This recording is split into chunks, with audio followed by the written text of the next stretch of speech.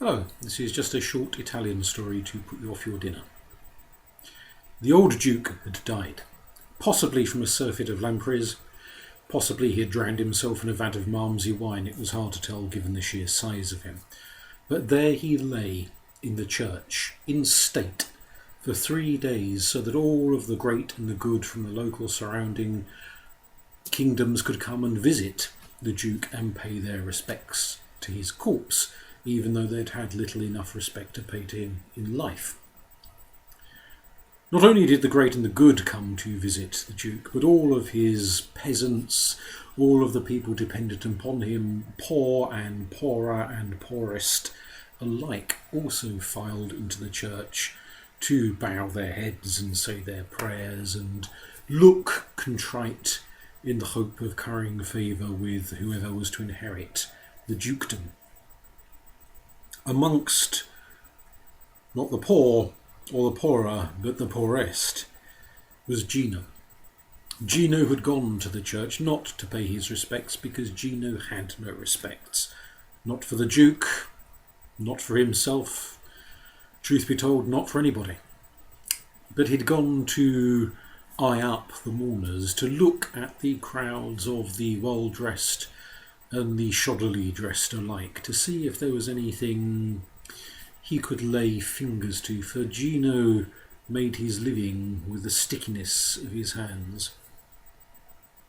And he'd noticed the coming and the going of people going up to where the corpse was laid out in state to bow their heads and say a few prayers and genuflect. And he'd noticed people every now and then going into the confessional to say their confessions, make their contritions before the old priest. And he'd noticed that one or two of the women dabbing at their eyes with silk handkerchiefs would occasionally drop those handkerchiefs either going in or coming out of the confessional. And when the last person had left the confessional, and there was very few people at all left in the church, Gino waited to see the old priest leave his side of the confessional box and go off and disappear into the vestry, and he snuck into the confessional to see if there were any silken handkerchiefs or dropped earrings or some other worthwhile bauble left upon the floor of the confessional. And he did indeed find one silken handkerchief which he could perhaps sell on for some mediocre profit. He liked the darkness of the confessional. It wasn't a place he ever went to voluntarily to make a confession, although he had an enormous litany of sins to confess too. But it was dry and it was warm and it was dark. Just the sort of place to appeal to Gino's soul. And he tarried there a while. Even once he'd picked up all of the few dropped items there were to find. And he was able to peep through the crack in the curtains and watch till the church emptied out entirely. He watched and he watched and he watched until he was certain not only had the last of the so-called mourners departed, but none were coming to take their place. And when he felt certain the church was empty, he left the shade of the confessional box and he crept out into the main body of the church. And he checked around furtively just to make absolutely sure there were no old ladies swathed in black hiding in corners somewhere, no nuns praying, no priests reading of their missals. The church was empty aside from himself and the corpse of the old Duke laid out like a beached whale upon the bier. And up Gino snuck, and he saw the fine clothing of the corpse, and he thought, what a waste, what a shocking extravagance to dress a dead body in such finery, and the jewels about the neck, the jewels upon the fingers. Surely they would not miss one such. And he looked at the rings upon each of the fingers, and he ummed and yahed as to which was perhaps the most expensive, but then he thought to himself, if he took something encrusted with diamonds and went to a fence with it, they would know it was stolen and would probably refuse to give him even a tenth of what it was worth. Maybe he should find something upon the Duke's person that was worthwhile, but not so extravagant as to raise awkward questions. And at length he chose a gold ring upon the Duke's finger. And with one final check to make sure there was no one in the church, he tugged and he tugged and he tugged and he tugged and he tugged. By this time the corpse had been 3 days laying in state. It was due to be buried the very next day, and perhaps with the heat of an Italian summer, perhaps with that surfeit of lampreys, perhaps with all of the wine that the old Duke had imbibed, his joints had loosened. For as Gino yanked and yanked and yanked, out came a finger with a ring still upon it, separated from the body. Gino panicked. He had the ring, he had the finger. He didn't want to risk hanging around any longer. He was out of that church and running and running and running as fast as his legs could carry him, all of the way back to his humble abode on the very outskirts of the village. Hardly something you could call even a shed, really. The kind of place that even a shepherd might turn their nose up at. And there, in the, dust-strewn dryness of his little abode, he sat and he puffed and he huffed and he calmed himself down. And at length he looked at the finger, with the ring still on it. He tugged and he tugged and he tugged to try and get it off, but the ring was stuck fast upon that swollen, bloated finger. Had Gino been a little better off, he might have afforded some olive oil and be able to smear that upon the finger and get the ring off. But Gino was as broke could be. And so he decided to use his own spittle. First he dabbed upon the finger and he smeared some saliva around it, and he poured, but when you've got a finger with a ring wedged halfway upon it, it's difficult to get a grip upon a podgy old finger. And 5 minutes of tugging achieved nothing except to make him annoyed and tired, and at length he thought perhaps he needed a bit more spittle upon it. So he took the finger and put it in his mouth and gave it a good greasing up, and with a finger he pulled and the ring came off, but so did half the finger. Perhaps he'd been biting rather than sucking, who can say? But one half of the finger and the ring skittered across the room, and the other half of the finger, the half that had been bitten off inside of his mouth, he coughed and he choked and he spluttered, and perhaps he breathed when he should have blown. Who can say? He swallowed it. He swallowed half of the dead Duke's finger, down in one. And it was the first meal he had eaten in 3 days. It wasn't the worst meal he'd ever eaten. Admittedly, putting a dead finger in your mouth wasn't the tastiest thing on earth, but he'd been down bins gathering food and eaten worse in the months beforehand. So, and when you've eaten one and a half, and it did take the hunger pangs away a little, he looked at the ring upon the floor, picked it up, wiped the dust off and pocketed it, and he looked at the other half of the finger and he thought, well, you may as well be hung for a sheep as a lamb. And he was hungry, and so he ate the other half. And it did assuage the hunger pangs a little, it has to be said.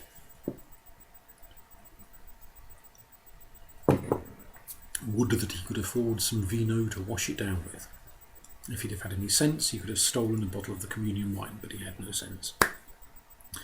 Well, he slept a little uneasily that night. He had the ring. He half expected to hear the carabinieri banging at his door at some point in the night, demanding to know why not only a ring from the Duke's finger was missing, but the very finger itself was missing. Because whilst somebody might not notice the disappearance of a ring, they were certain to notice the disappearance of an entire finger. He thought and he felt, but worrying and anxious as he was, sleep came with difficulty. And a knock did come in the middle of the night. But it was not the carabinieri. And when it came, Gino pretended to be asleep, hoping that whoever it was would go away. It came again. "Gino!" the voice said, and he didn't recognise it. It wasn't one of his cronies. "Gino! What do you want?" cried out the thief. "Who is it? What do you want? At this time of night, the moon is high. What do you want?" "I want what is mine. I have nothing to give everyone." And again the voice said, "I want what is mine." On and on it went all night long, until the cockerels began to crow and the dawn light began to rise, and the knocking ceased, and the voice ceased. And there Gino lay, shivering and sweating despite the growing heat of the morning, in his bed, bleary-eyed, not for once from drink, but from fear of who on earth it might have been on the other side of that door. Well, he lay in his bed, hoping sleep would come, but it did not, and finally he got up earlier than he had ever got up in his life. It was still early dawn light, and tentatively he looked out of the door. Whoever it was long gone, not even footprints in the dust. They were gone. And he thought of the ring he had. Well, it would be a shame not to use it. So he took the ring, and he went to his usual fence, and he proffered the ring, saying he had found it dropped in the dust and the dirt. Well, the man took a look at the ring and took a look at Gino and handed it back to him and said, "I won't touch it. If you found it in the dirt, you take it back to the dirt." Well, Gino blustered and demanded, but the man wouldn't have it.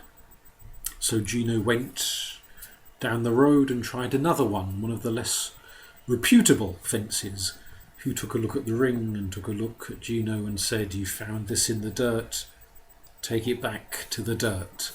And the third said the same, and the fourth. And finally, in a vile temper, and starting to feel the pangs of hunger again, with nothing to assuage his hunger but whatever he could find in a dustbin on the way home, Gino returned to his hut.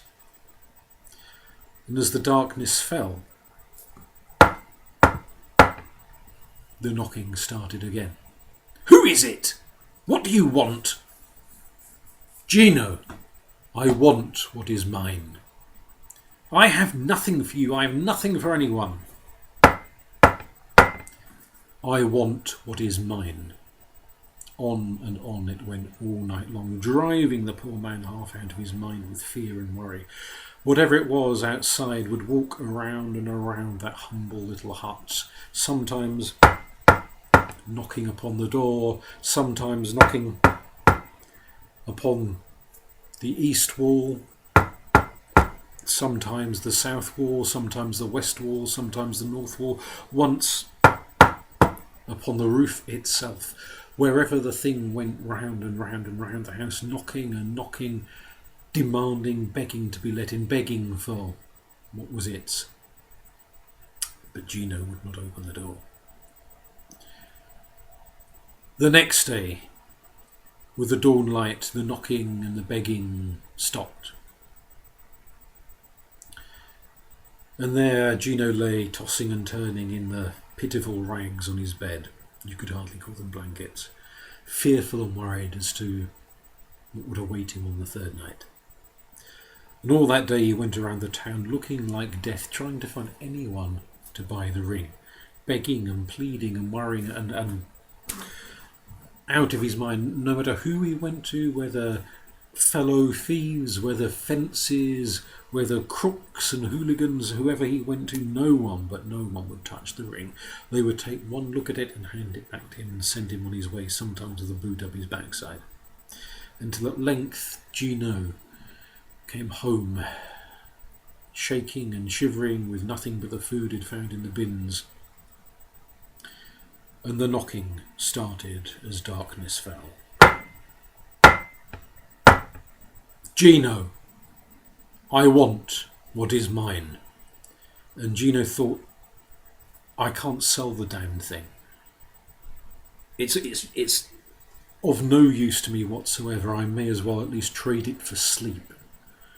And scurrying around, he found the ring. And he opened the door. And there, as he feared, on the other side of the door, just about to knock again, was the Duke,